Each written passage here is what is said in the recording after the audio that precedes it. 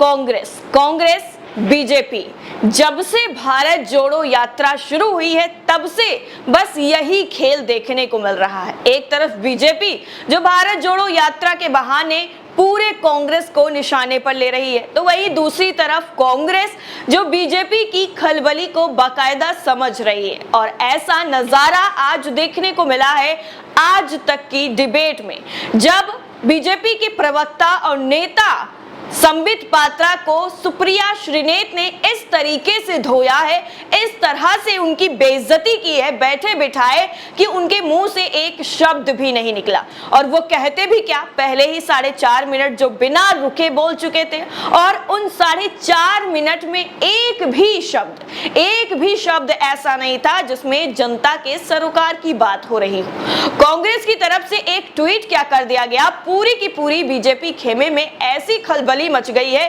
इस तरह की उठापटक शुरू हो गई है कि आखिर ये कैसे हो गया, आरएसएस को कैसे बता दिया गया, जबकि मोदी जी के कहने के बावजूद कई दिनों के बाद जाकर आरएसएस ने अपनी देशभक्ति स्वीकार की थी और तिरंगा झंडा लगाया था। जब मोदी जी के कहने के बाद इतने दिनों बाद वो तिरंगा स्वीकार करते हैं और 50 सालों के बाद अबकी से आरएसएस के मुख्यालय पर तिरंगा झंडा खुद मोहन भागवत ने फहराया, तो कांग्रेस की इतनी हिम्मत आखिर कैसे हो गई कि उन्होंने आरएसएस की ड्रेस जो एक नेकर थी उसमें एक तरफ से आग को लगाते हुए वो ट्वीट कैसे कर दिया। कैसे इतनी ज्यादा जो है पूरी चीजें बौखलाहट वाली अब बीजेपी की हैं वो निकल कर सामने आ रही हैं। लेकिन डिबेट का जो नजारा था, डिबेट में जो शब्दों का इस्तेमाल सुप्रिया श्रीनेत की तरफ से किया गया वो वाकई काबिले तारीफ था। कुछ मिनटों में ही सुप्रिया श्रीनेत ने बीजेपी के उन सभी नेताओं, मंत्रियों, विधायकों, सांसदों सबको लेकर के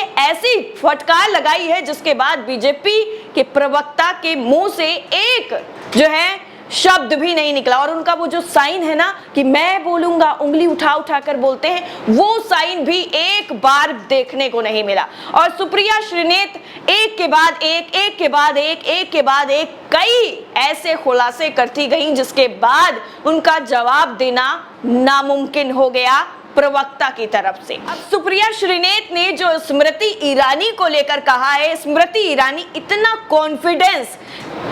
गलत कह दिया, ओवर कॉन्फिडेंस, इतने ओवर कॉन्फिडेंस में झूठ बोलती हैं जिसका झूठ इतना कम होता है, उसकी उम्र इतनी कम होती है कि वो कुछ घंटों के अंदर ही पकड़ लिया जाता है और फिर उस पर जो सफाई दी जाती है और जो तथ्य पेश किए जाते हैं उसके बाद खुद स्मृति ईरानी के पैरों के नीचे से जमीन खिसक गई। या तो वो रैली में गई थी जब भाषण देने, तब उन्होंने होमवर्क नहीं किया था, या फिर जिन्होंने इनको जानकारी दी थी कि राहुल गांधी ने तो ऐसा किया ही नहीं है, उन्होंने पूरी तरीके से रिसर्च पर काम नहीं किया था। इसीलिए तो स्मृति ईरानी की तरफ से जो सफेद झूठ बोला गया, एकदम सफेद झूठ, उसको कांग्रेस ने चंद घंटों के अंदर पकड़कर और ये साबित कर दिया कि कितनी बड़ी झूठी है स्मृति ईरानी। स्मृति ईरानी का जो झूठ था, झूठ का दावा जो किया गया था, वो सोशल मीडिया पर वाकई खूब ज्यादा वायरल हो रहा है और इसमें स्मृति ईरानी नंबर टॉप पर ट्रेंड कर रही हैं झूठ बोलने में, कि एक नंबर का झूठ बोलने में अगर कोई वो है तो वो स्मृति ईरानी है, जो किसी भी चीज को लेकर ऐसे झूठ बोलती हैं जैसे वो ये चीज है ही नहीं। चाहे वो सिली सोल्स का मामला आप ले लीजिए, शुरुआत से स्मृति ईरानी की तरफ से यही कहा गया कि हमारी तो बेटी पढ़ाई करती है कॉलेज में, हमारी बेटी का तो कोई रेस्टोरेंट है ही नहीं, कोई बार है ही नहीं, और फिर उसको टेप से बंद करवा दिया गया, जो बार लिखा हुआ था उसको टेप से बंद करवा दिया गया। उसके बाद कांग्रेस के जो नेता, प्रवक्ता, जो वहां पे कार्यकर्ता थे, उन्होंने जाकर सिली सोल्स में ये भी भांडा फोड़ दिया कि स्मृति ईरानी कितना झूठ बोलती हैं। उसके बाद स्मृति ईरानी खुद एक प्रेस कॉन्फ्रेंस करती है और प्रेस कॉन्फ्रेंस में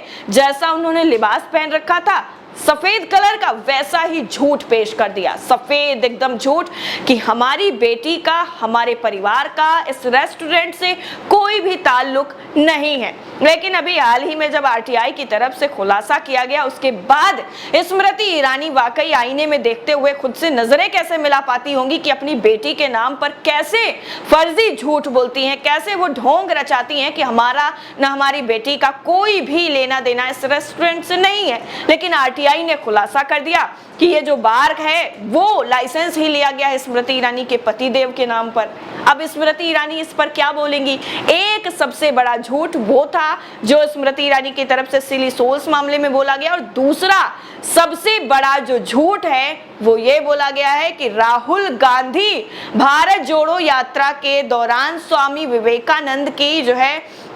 जो वहां पर टेंपल है वहां पर नहीं गए, और कांग्रेस ने इसका जीता जागता सबूत और राहुल गांधी का परिक्रमा करते हुए वीडियो उनके सामने पेश कर दिया और कहा, ये लीजिए स्मृति ईरानी जी, आप देख लीजिए, शायद आपकी रिसर्च में कोई कमी रह गई होगी या फिर आप होमवर्क करके नहीं गई थी, तो आप ये देख लीजिए। और कांग्रेस के जो नेता हैं उनकी तरफ से चल झूठी, अब रहने दो, बहुत हो गया, ऐसे ऐसे कमेंट करके उनको कहा जा रहा है कि अब तो बस कर दीजिए, आपकी सारी हकीकत जो है वो खुलकर हम सबके सामने आ गई है। और यही चीज सुप्रिया श्रीनेत की तरफ से कही गई। सुप्रिया श्रीनेत ने एक नहीं उन सभी मुद्दों को कुछ मिनटों के अंदर गिना दिया जिन मुद्दों पर बीजेपी कभी बात तक नहीं करना चाहती। उन मुद्दों का जिक्र ही नहीं होता है, ना उनकी डिबेट में होता है, ना उनके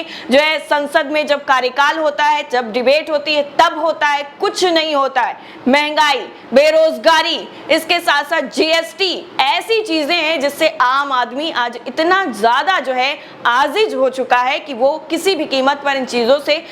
छुटकारा पाना चाहता है। लेकिन इन सभी चीजों पर केंद्र की तरफ से कोई भी मंत्री, कोई भी विधायक, कोई भी केंद्रीय मंत्री बोलने को तैयार नहीं है, और जो कुछ थोड़े बहुत हैं वो अगर बोलने की कोशिश करते हैं तो उनका पार्टी में ही पद इस तरह से नीचे कर दिया जाता है कि वो खुद सोचने पर बेचारे मजबूर हो जाते हैं कि आखिर हमने ये बोलकर गलती की है या बीजेपी में आकर गलती की है। अब ये सारी चीजें जो हैं उनको सुप्रिया श्रीनेत ने जिस तरह से प्रवक्ता के सामने रखा और ये बता दिया कि दूसरे पर उंगली उठाने से पहले आप ये देख लीजिए कि अगर 4 उंगलियां हैं उनमें से अगर आप एक दूसरे पर उठा रहे हो तो 3 उंगलियां आप ही की तरफ हैं। तो उन 3 जो गलतियां हैं, सबसे बड़ी जो बेरोजगारी, महंगाई और जीएसटी, इनको आप दूर करिए, और उसके बाद हमसे जो एक ट्वीट पर आप ये बवाल मचाकर बैठे हुए हैं उस पर बात करिएगा। एक ट्वीट पर आप इतना ज्यादा आहत हो गए कि आपने पूरा का पूरा आईटी सेल लगा दिया और खुद सारे विधायक, मंत्री सब आ गए कांग्रेस की आलोचना करने के लिए कि कांग्रेस दंगे करवाती थी। दंगे तो आप लोग करवाते हैं,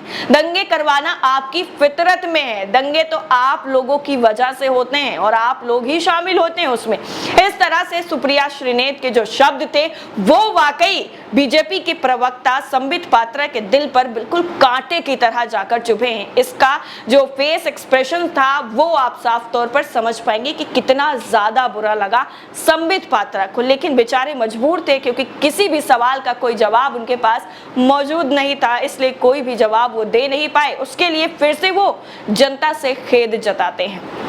अब इस पूरे वीडियो को लेकर अलग अलग तरीके से लोग सोशल मीडिया पर ट्रोल कर रहे हैं संबित पात्रा को कि ये जो आपकी उंगली बार बार उठती थी, इस बार उंगली क्यों नहीं उठी? क्या आपके पास कोई जवाब नहीं था इस चीज का, या फिर आप जानबूझकर लोगों के मुद्दों से बचना चाहते हैं और सिर्फ एक जो झुंझुना है उसको पकड़ाकर आप सत्ता में काबिज रहना चाहते हैं? और वो झुंझुना एक बार फिर से खूब ज्यादा शोर मचा रहा है। लेकिन कांग्रेस की भारत जोड़ो यात्रा उन सभी झुंझुनों पर भारी पड़ रही है, इसलिए बीजेपी पूरी तरह बौखलाई हुई है और किसी भी तरीके से कांग्रेस को बस घेरना चाहती है। इस पूरे वीडियो को लेकर किस तरीके से सुप्रिया श्रीनेत ने बीजेपी के प्रवक्ता को जमकर ऑन स्क्रीन पर लताड़ लगाई है, इस पर आप क्या सोचते हैं? कमेंट सेक्शन में साझा जरूर करिएगा। बाकी सारी अपडेट के लिए नेशन 360 के साथ लगातार बने रहिए। जय हिंद।